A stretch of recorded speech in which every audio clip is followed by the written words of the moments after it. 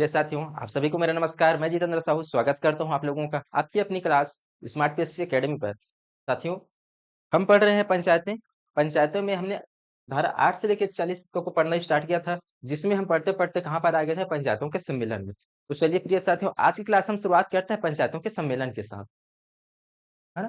पंचायतों के सम्मेलन, पंचायतों में जो सम्मेलन होते हैं उन्हीं के बारे में हम पढ़ने वाले हैं। तो पंचायतों के सम्मेलन, पंचायतों में 3 प्रकार के सम्मेलन होते हैं। एक तो प्रथम सम्मेलन, दूसरा होता है सामान्य सम्मेलन और तीसरा है विशेष सम्मेलन, है ना? प्रथम, सामान्य और विशेष। तो हम पढ़ेंगे आज प्रथम सम्मेलन। प्रथम सम्मेलन से हम शुरुआत करते हैं। ठीक, प्रथम सम्मेलन। तो प्रथम सम्मेलन होता क्या है? अगर इनको हम देखें तो प्रथम सम्मेलन होता क्या है? तो निर्वाचन की अधिसूचना।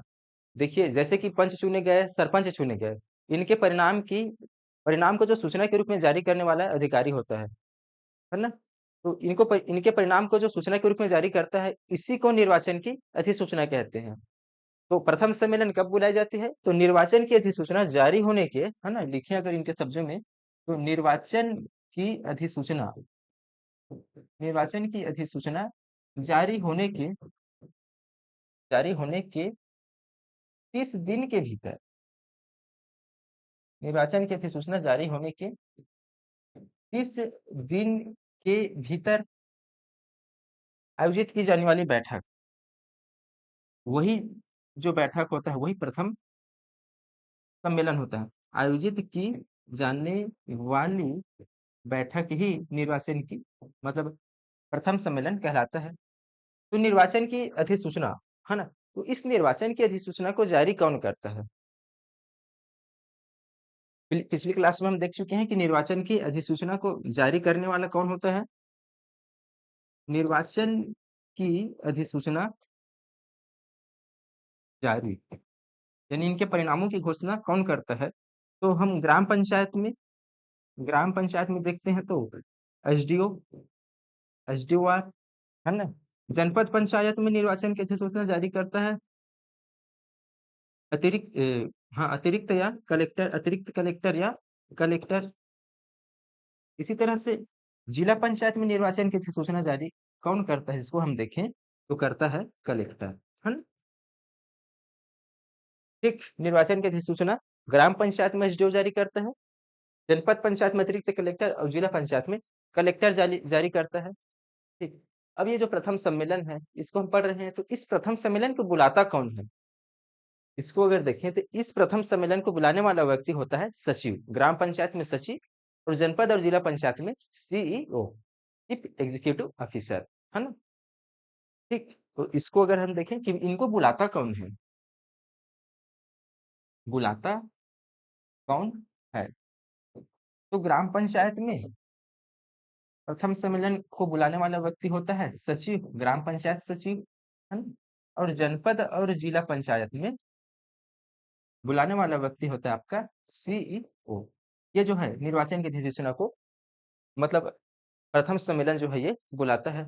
इस प्रथम सम्मेलन में होता क्या है ना? प्रथम सम्मेलन तो बुला लिए, तो इसमें होता क्या है? ये जो पंच और सरपंच है, जो सिर्फ जीते हैं, ये इतनी घोषणा हुई है, तो इनको इस सम्मेलन में बुलाकर क्या किया जाता है? इनको शपथ दिलाया जाता है। ठीक। तो इस सम्मेलन में होता क्या है? यानी प्रथम सम्मेलन में निर्वाचित पदाधिकारियों को, नवनिर्वाचित सदस्यों को क्या किया जाता है? शपथ दिलाया जाता है। नव निर्वाचित, है ना? नवनिर्वाचित सदस्यों को शपथ दिलाया जाता है इस सम्मेलन में। ठीक, शपथ दिलाया जाता है ना? और इस सम्मेलन से ही पंचायतों के कार्यकाल की गणना की शुरुआत भी होती है ना?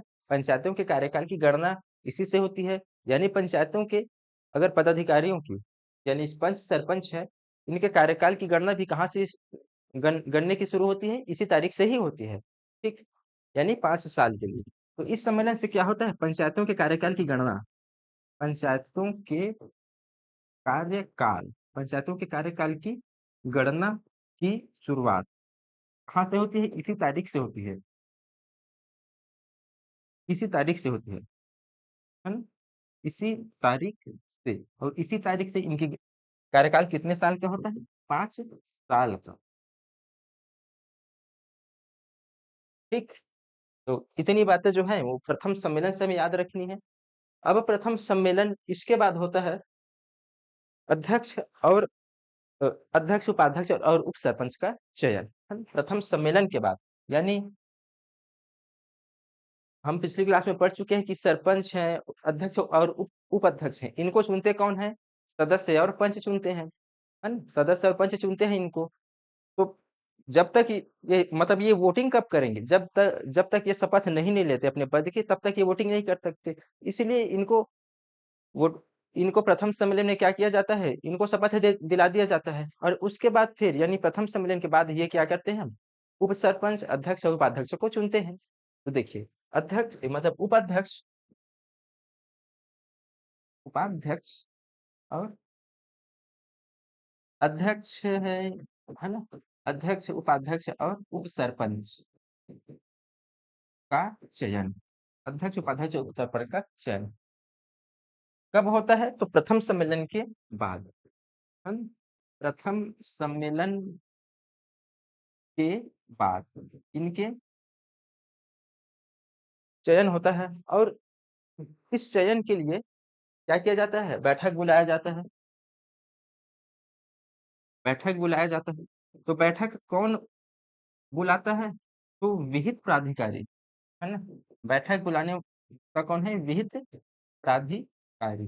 ये विहित प्राधिकारी अलग-अलग स्तर पर अलग-अलग हो सकते हैं। जैसे कि ग्राम स्तर पर देखें, तो ग्राम पंचायत में पंच व सरपंच की बैठक, है ना? विहित प्राधिकारी जो है ग्राम पंचायत में, ग्राम पंचायत में पंच व सरपंच को, पंच व सरपंच पंच व सरपंच को बुलाता कौन है? तहसीलदार, है ना? तहसीलदार। जनपद पंचायत में, जनपद पंचायत में उनके सदस्यों को बुलाता कौन है? एसडीओ, है ना? बिल्कुल, इनके सदस्यों को बुलाता कौन है? एसडीओ। और जिला पंचायत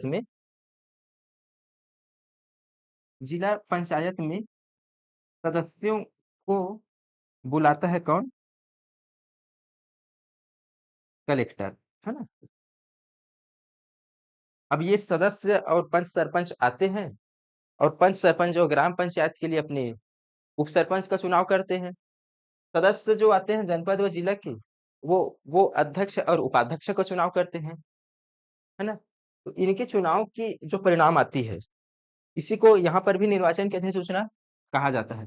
तो यहाँ पर जो है सरपंच, उप सरपंच है, अध्यक्ष है और उपाध्यक्ष है, के निर्वाचन की अधिसूचना, इनके निर्वाचन की अधिसूचना, इनके निर्वाचन की अधिसूचना, हाँ, तो जारी कौन करता है?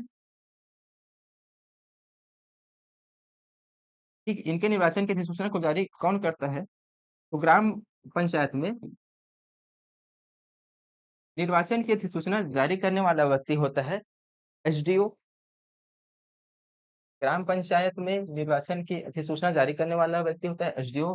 जनपद पंचायत में, जनपद पंचायत में निर्वाचन की अधिसूचना जारी करने वाला व्यक्ति होता है अतिरिक्त कलेक्टर। ठीक, अतिरिक्त कलेक्टर,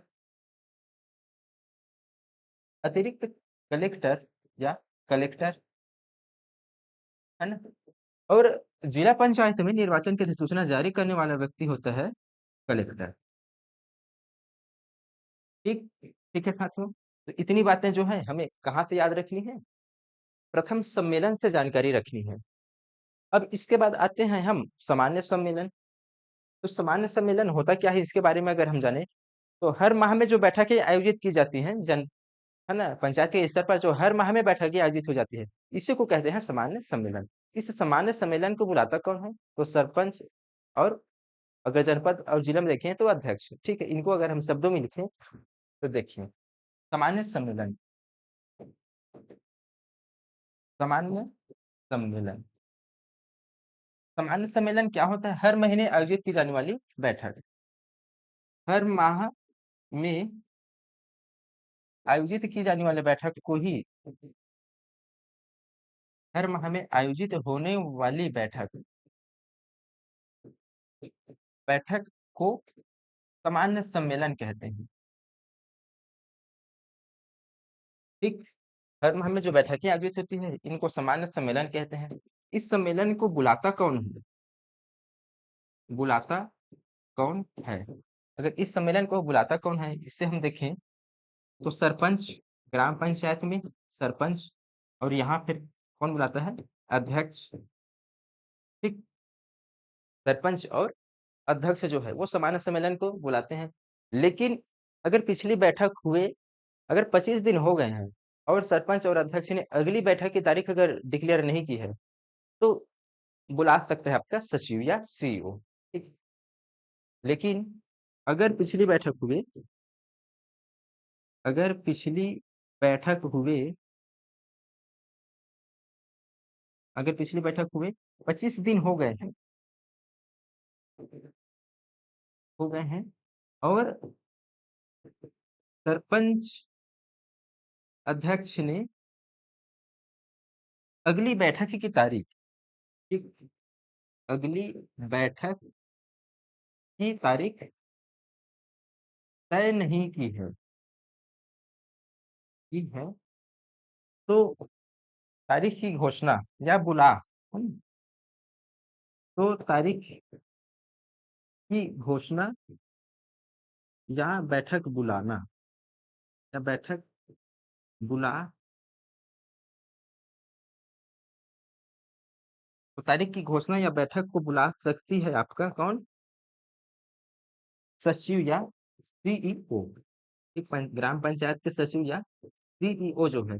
अगर सरपंच और अध्यक्ष ने निर्वाचित मतलब अगली बैठक की तारीख की अगर घोषणा नहीं की है, तो सचिव या सीईओ जो है वो बैठक की को बुला सकते हैं, उनके तारीख की घोषणा कर सकते हैं। अब इतनी बात रहने के बाद हम अब आगे बढ़ते हैं विशेष सम्मेलन की ओर। तो इस विशेष सम्मेलन में होता क्या है? विशेष सम्मेलन, ये विशेष सम्मेलन क्या होता है? तो विशेष स्थिति में बुलाई जाने वाली बैठक, विशेष स्थिति में, ठीक, विशेष स्थिति में बुलाई जाने वाली बैठक ही क्या होता है? विशेष सम्मेलन होता है। इस विशेष सम्मेलन को बुलाता कौन है? कब विशेष स्थिति होती है? तो इस विशेष सम्मेलन को ग्राम पंचायत कब बुलाया जा सकता है? तो ग्राम पंचायत, जनपद पंचायत, जनपद पंचायत, जिला पंचायत के 50% सदस्य, है ना? ये 50% सदस्य, ठीक, ग्राम पंचायत, जनपद पंचायत और जिला पंचायत के 50% या उससे ज्यादा सदस्यों की मांग किए जाने पर, ठीक, 50% या उससे ज्यादा सदस्यों की मांग किए जाने पर बुलाई जाने वाली बैठक, बुलाई जाने वाली बैठक इसी को कहते हैं विशेष सम्मेलन। अगर और इनके तारीख होता है कितने दिन के भीतर? अगर ये मांग करते हैं, देखिए, ग्राम पंचायत, जनपद पंचायत, जिला पंचायत के 50% या उससे ज्यादा सदस्यों की मांग किए जाने पर 7 दिन के भीतर, कितने दिन के भीतर? 7 दिन के भीतर बुलाई जाने वाली बैठक जो है वो कहलाती है विशेष बैठक। लेकिन अगर 7 दिन भी हो गए हैं और बैठक की आयोजन नहीं किया गया है, आमतौर पर इनको बुलाता कौन है? सरपंच या अध्यक्ष। लेकिन यदि 7 दिन हो गए हैं और बैठक नहीं बुला पाया है, तो मांग करने वाला व्यक्ति जो है वो खुद बैठक का आयोजन कर सकता है। ठीक है, तो इनको अगर देखते हैं तो बुलाता कौन है? बुलाता कौन है? अगर इसको हम देखें तो सरपंच या अध्यक्ष।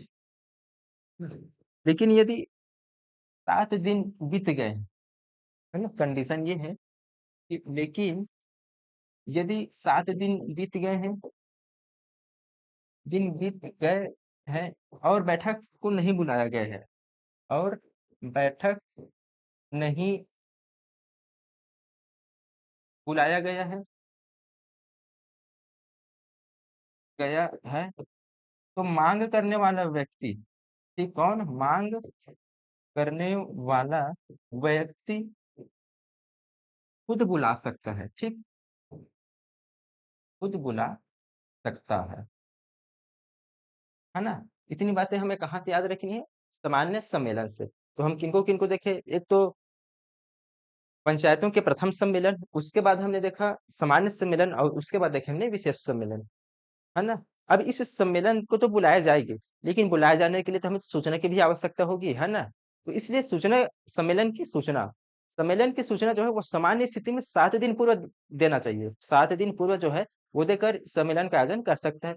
लेकिन विशेष स्थिति में 3 दिन पूर्व सूचना देकर बैठक बुलाई जाती है। ठीक, इनको अगर हम लिखें तो सम्मेलन की सूचना, सम्मेलन की सूचना, तो सामान्य स्थिति में, है ना, सामान्य स्थिति में 7 दिन पूर्व सूचना देकर, कितने दिन पूर्व, 7 दिन पूर्व सूचना देकर बुलाई जा सकती है, सूचना देकर बैठक बुलाई जा सकती है ना। और स्थिति में विशेष स्थिति में 3 दिन पूर्व सूचना देकर देकर बैठक बुलाई जाती है, जा सकती है, ठीक। इतनी बातें, सम्मेलन की सूचना कब कब दी जाती है, तो सामान्य स्थिति में सम्मेलन जो है वो 7 दिन पूर्व बुलाई जाती है, और विशेष स्थिति में सम्मेलनों को जो है वो 3 दिन पूर्व बुलाई जाती है, 3 दिन पूर्व सूचना देकर बुलाई जाती है। अब हम आगे देखेंगे इन सम्मेलनों की अध्यक्षता, क्योंकि भाई सम्मेलन को बुला लिए हैं, लेकिन कौन, कोई ना कोई उस सम्मेलन को संबोधित करने वाला होना चाहिए। जो संबोधन करने वाला व्यक्ति होता है वही जो है सम्मेलन की अध्यक्षता कहलाता करता है, ठीक।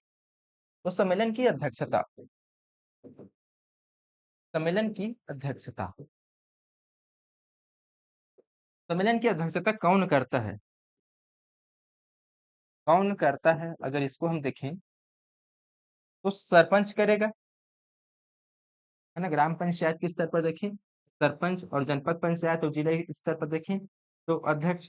अगर ये दोनों नहीं है ना, पंच, सरपंच और अध्यक्ष नहीं है, तो करेगा ग्राम पंचायत में उप सरपंच, और जनपद पंचायत और जिला पंचायत में उप अध्यक्ष, क्योंकि इनका चुनाव ही इसीलिए किया जाता है, इसलिए। लेकिन अगर ये भी नहीं हो, तब कौन करेगा, तब सदस्य जो है, सदस्य अपने बीच में से बहुमत के आधार पर, अपने बीच में से बहुमत के आधार पर अध्यक्षता करने के लिए चुन लेता है। इस सम्मेलन की अध्यक्षता करने हेतु चुनता है। ये किस आधार पर, बहुमत के आधार पर चुनता है। किनको चुनता है, अपने जो सदस्य हैं, जो अगर ग्राम पंचायत के स्तर पर देखें तो पंच, और जनपद और जिला स्तर पर देखें तो सदस्य, उन्हीं सदस्यों में से किसी एक को बहुमत के आधार पर चुन लेते हैं। ये व्यक्ति केवल इसी बैठक के लिए ही अध्यक्षता करता है, अगली बैठक की अध्यक्षता फिर अगर सरपंच, अध्यक्ष, उप सरपंच, उपाध्यक्ष करते हैं, है ना। अब इन बैठकों के लिए गणपूर्ति की भी आवश्यकता होगी, क्योंकि किसी भी सम्मेलन की कार्यवाही तभी की जा सकती है जब उस कार्यवाही प्रारंभ तभी की जा सकती है जब उस सम्मेलन में एक निश्चित अनुपात में व्यक्ति आए, तभी उस बैठक को प्रारंभ और उस बैठक को सफल माना जाता है। तो ग्राम पंचायत में अगर ग्राम पंचायत की संख्या के अगर आधे सदस्य आ जाए, तो बैठक जो है वो प्रारंभ की जा सकती है, मतलब उनके कार्यवाही को प्रारंभ कर सकते हैं। लेकिन इसी तरह जनपद और जिला में अगर 1/3 सदस्य आ जाए उनकी संख्या के, तो उनको, मतलब बैठक सफल माना जाता है या कार्यवाही प्रारंभ की जा सकती है। इसी को कहते हैं हम गणपूर्ति, ठीक। गणपूर्ति, तो गणपूर्ति किसे कहते हैं, किसी भी बैठक की कार्यवाही प्रारंभ प्रारंभ करने के लिए आवश्यक न्यूनतम सदस्यों की संख्या क्या कहलाती है, गणपूर्ति। तो ग्राम पंचायत में गणपूर्ति आधा, है ना, या 50% कुल संख्या का, कुल सदस्य संख्या का अगर आधा आदमी आ जाए तो ग्राम पंचायत में गणपूर्ति मानी जाती है। जनपद पंचायत में और जिला पंचायत में, जनपद और जिला पंचायत में एक तिहाई सदस्यों की उपस्थिति आवश्यक है गणपूर्ति के लिए। ठीक। अब गणपूर्ति जुटाने के लिए उत्तरदायी व्यक्ति कौन होता है, इसको अगर हम देखें, ठीक, गणपूर्ति जुटाने के लिए उत्तरदायी तो सरपंच, ग्राम पंचायत स्तर पर सरपंच, पंच, और जनपद और जिला स्तर पर अध्यक्ष और उपाध्यक्ष जो है, ये गणपूर्ति जुटाने के लिए उत्तरदायी व्यक्ति होते हैं। उत्तरदायी व्यक्ति,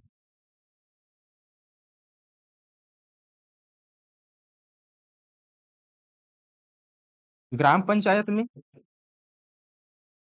गणपूर्ति जुटाने के लिए उत्तरदायी व्यक्ति होते हैं पंच, सरपंच। जनपद पंचायत में गणपूर्ति जुटाने के लिए उत्तरदायी व्यक्ति होते हैं जनपद और जिला पंचायत में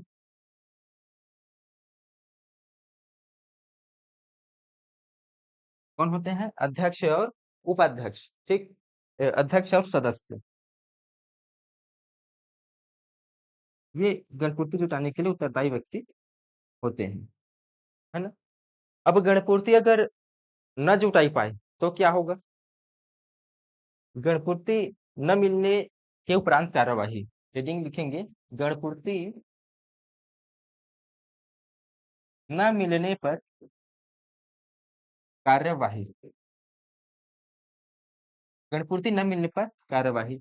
अगर गणपूर्ति नहीं मिलता है तो क्या होता है, देखिए, अगर अगर पंच है और कौन है, सरपंच, है ना, अगर पंच, सरपंच, अध्यक्ष और सदस्य जो है ये गणपूर्ति जुटाने के लिए उत्तरदायी व्यक्ति होती हैं, लेकिन यदि गणपूर्ति न न जुटा पाए, यानी लगातार 3 बैठकों में ये गणपूर्ति न जुटा पाए तो उन्हें नोटिस दिया जाएगा। ठीक। तो इसको अगर हम लिखें तो कैसे लिखेंगे, लगातार 3 बैठकों में, लगातार 3 बैठकों तक गणपूर्ति न जुटा पाए तो उनको नोटिस दिया जाएगा। ठीक, क्या किया जाएगा, नोटिस दिया जाएगा। और अगली 2 बैठकों में, और अगली 2 बैठकों में गणपूर्ति जुटाने का अवसर दिया जाएगा। ठीक, गणपूर्ति जुटाने का अवसर दिया जाएगा। लेकिन इसके बाद भी अगर वो गणपूर्ति न जुटा पाए, लेकिन इसके बाद भी गणपूर्ति न जुटा पाए तो उनको पद से हटाने की प्रक्रिया जो है, पद से हटाने की प्रक्रिया प्रारंभ की जाएगी। ठीक, प्रारंभ की जाएगी, है ना। तो इतनी बातें हमें पंचायतों के बैठक, सम्मेलन, अध्यक्षता और गणपूर्ति, इससे हमें याद रखनी है। अब हम देखते हैं पंचायत के पदधारियों की अयोग्यता। किन स्थितियों में पंचायत के जो पदधारी हैं वो अयोग्य हो जाएंगे अपने पद को धारण करने के लिए। अय- पदधारी जो है किन स्थितियों में अयोग्य होंगे, मतलब पद के लिए निरर्हता, है ना। तो पंचायत के पदधारियों की अयोग्यता, पंचायत के पदधारियों की अयोग्यता। तो सबसे पहले हम देखेंगे व्यक्तिगत अयोग्यता। व्यक्तिगत अयोग्यता, अगर व्यक्ति जो है चुन लिया गया है लेकिन उसकी आयु जो है वो 21 वर्ष से कम है तो वो पंचायत के पद धारण धारण करने के लिए अयोग्य है। तो सबसे पहले है व्यक्तिगत अयोग्यता में 21 वर्ष पूर्ण न किया हो, है ना? ये व्यक्तिगत अयोग्यता है। दूसरी है वह विकृत चित्त का हो, मतलब उनका चित्त यानी कि दिमाग जो है क्या है, विकृत यानी कि पागल हो गया हो। ठीक। तो कब वह पंच पंच सरपंच तो चुन लिया गया लेकिन उसका दिमाग जो क्या हो गया, वो खराब हो गया, यानी वह विकृत चित्त का हो, विकृत चित्त हो। सक्षम न्यायालय द्वारा दिवालिया घोषित किया गया हो, सक्षम न्यायालय के द्वारा दिवालिया घोषित किया गया हो, दिवालिया, है ना, दिवालिया घोषित कर दिया गया हो, तब वह पंचायत के पद जो है वो धारण करने के लिए क्या होता है, अयोग्य हो जाता है। यदि उसके घर में निवास परिसर में जल वहित शौचालय न हो तब, ठीक, यदि उसके निवास परिसर में, निवास परिसर में जल वहित शौचालय न हो,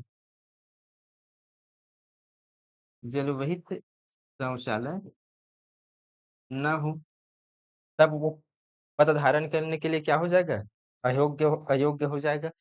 और क्या हो कि वो व्यक्ति जो है वह साक्षर होना चाहिए, है ना, उनको साक्षर भी होना चाहिए।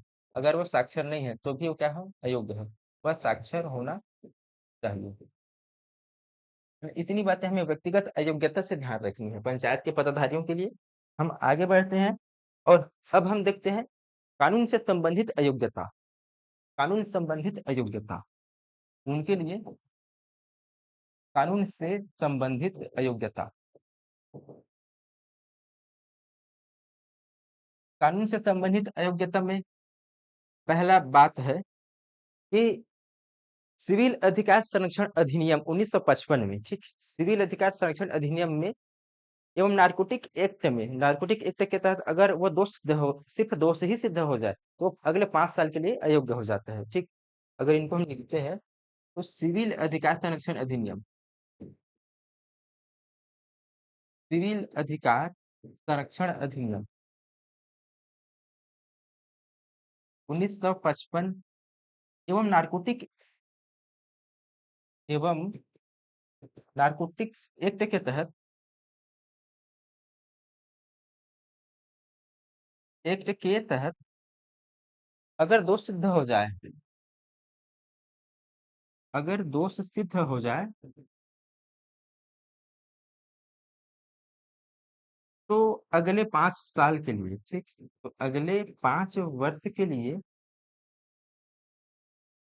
पद धारण के लिए अयोग्य हो जाता है, ठीक, पद धारण के लिए अयोग्य हो जाता है ना। दूसरी अयोग्यता है अन्य कानून में अगर सिविल अधिकार संरक्षण अधिनियम और नारकोटिक्स एक्ट के तहत अगर दोष सिद्ध हो जाए तो वो अगले 5 साल के लिए पद धारण के लिए अयोग्य हो जाएगा। लेकिन अन्य कानूनों में दोष सिद्ध हो जाए और यदि सजा जो है वो 6 माह से ज्यादा की हो जाए तो वो अगले 5 साल के लिए अयोग्य हो जाता है ना। तो इनको अगर लिखते हैं अन्य कानून में, अन्य कानून में यदि दोष सिद्ध हो जाए, यदि दोष सिद्ध हो जाए और सजा भी हो जाए, और सजा 6 माह से ज्यादा की हो जाए, 6 माह से ज्यादा की हो जाए,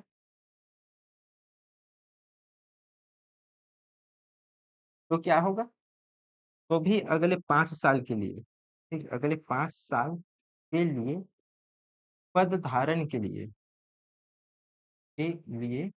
अयोग्य हो जाएगा। ठीक है साथियों, अगले 5 साल के लिए क्या हो जाएगा, अयोग्य हो जाएगा। ये इतनी अयोग्यता जो है, निरर्हता जो है, कहाँ से संबंधित है, ये कानून से संबंधित है। अब आगे हम देखते हैं पंचायतों से संबंधित अयोग्यता क्या क्या हो सकती है। तो देखिए पंचायतों से संबंधित अयोग्यता, हेडिंग लिखते हैं पंचायतों से संबंधित अयोग्यता।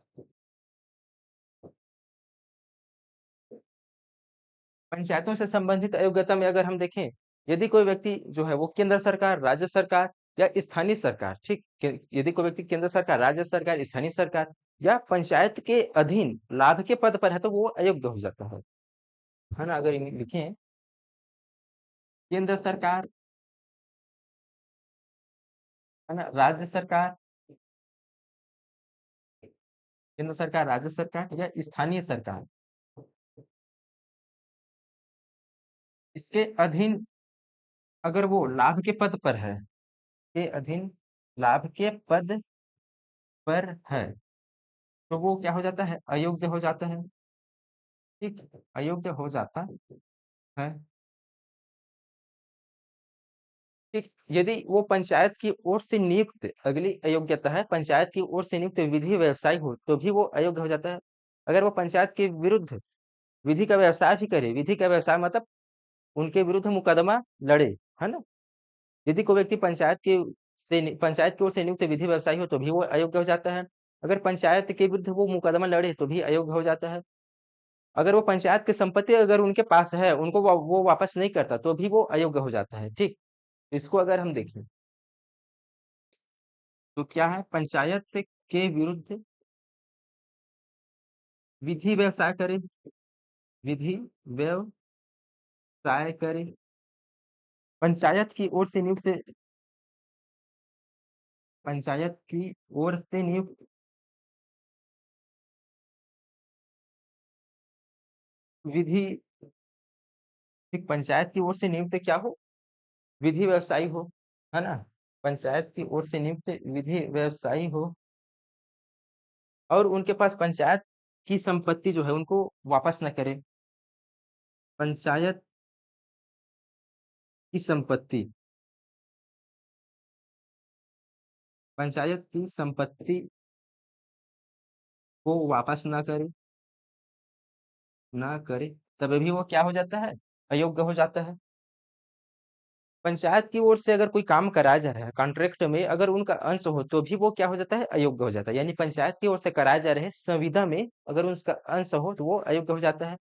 अगर इसके साथ साथ अगर वो पंचायत की आयोजित जो बैठकें होती हैं उसमें 3 क्रमगत बैठक में बिना कारण बताए वो अनुपस्थित रहता है, या फिर 6 माह में होने वाली आधे से अधिक बैठकों में वो क्या रहता है, अनुपस्थित रहता है, तो भी वो क्या हो जाता है, अयोग्य हो जाता है। तो इनको अगर हम देखें, पंचायत की संविदा में अगर उनका अंश हो, है ना, पंचायत की ओर से कराए जा रहे,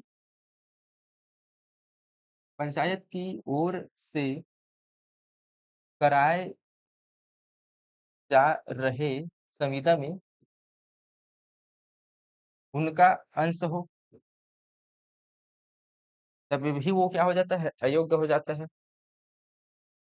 और पंचायत की लगातार लगातार 3 बैठकों में, 3 बैठकों में बिना अनुमति के अनुपस्थित रहता है, अनुपस्थित रहे, या 6 माह में आयोजित होने वाली, 6 माह में आयोजित की जाने वाली की जाने वाली आधे से अधिक बैठक में, आधे से अधिक बैठक में अनुपस्थित रहे, अनुपस्थित रहे तो भी वो अयोग्य हो जाता है ना? हो जाता है पदधारण के लिए, तभी भी वो क्या हो जाता है, अयोग्य हो जाता है। ठीक, तो इतनी बातें जो है हमने पंचायतों के सम्मेलन और पंचायत के पदधारियों की अयोग्यता, इन सब बातों को हमने आज क्लास में पढ़ा। नेक्स्ट क्लास में हम पढ़ेंगे नेक्स्ट टॉपिक। तब तक के लिए जय हिंद, जय भारत, जय छत्तीसगढ़। ठीक है।